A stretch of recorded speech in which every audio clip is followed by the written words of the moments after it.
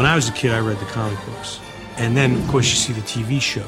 And you have a kind of an image of this Penguin character already. But just get that right out of your mind, because this is so totally unique and different.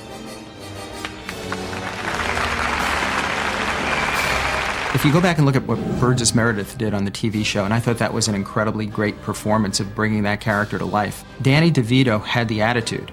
Danny DeVito had that dark humor that I think is really indicative of the Penguin, and the way that Tim really converted him into a fully grotesque supervillain that bared little resemblance to Danny DeVito himself. He's such a great spirit, too, on the set, because, you know, because he's an actor, director, and producer and all. I'd look at him, I was kind of envious sometimes, because I knew you could really get locked away and just go for it. I had always said that there was never going to be a Penguin in the cards for me. I mean, as the story was generating over a couple of years. But this was nothing like the Penguin that I had imagined. And once I hooked into, what Tim had in mind, I was pumped. And we will snatch them, carry them into the sewer, and toss them into a deep, dark, watery grave. Penguin, that was a character that evolved in interesting ways, too. I think when I came up with something in the script that he takes shredded documents that have been shredded and goes painstakingly glues them together, for that suddenly unleashed a lot in Tim of the guy underground and he's taking all our crap, but he's doing something with it, and he knows all our secrets. Tragic irony or poetic justice?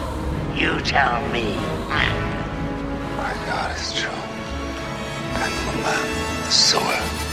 He comes from a place that is unknown to any of us. After being thrust into a situation that he was as a baby and coming through it, and not only coming through it, but educating himself and turning the tables, becoming the leader. There's an empathy to the character. There's a softness to the character. There's a need for that character to be wanted. What is it that he missed in life? You look in Gotham City and you see kids playing, families enjoying the holiday season, the things that Oswald's never been exposed to, things that were never available to him. Down deep inside, there's still that humanity. Even though those are the people that kicked him out, threw him out, they are, after all, his parents.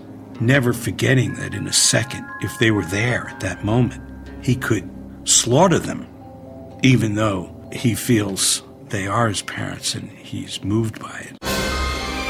You know, in a weird way, you have two characters from very similar backgrounds. You know, they're both born to privilege, fighting for the soul of the city. You have Batman disguised as a villain to fight, the criminal element.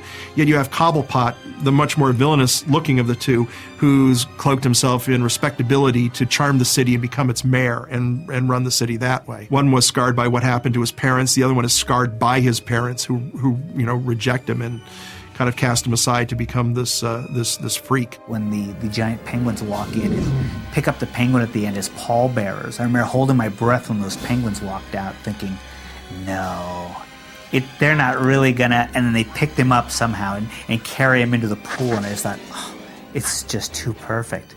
I loved it. I had a great time playing it.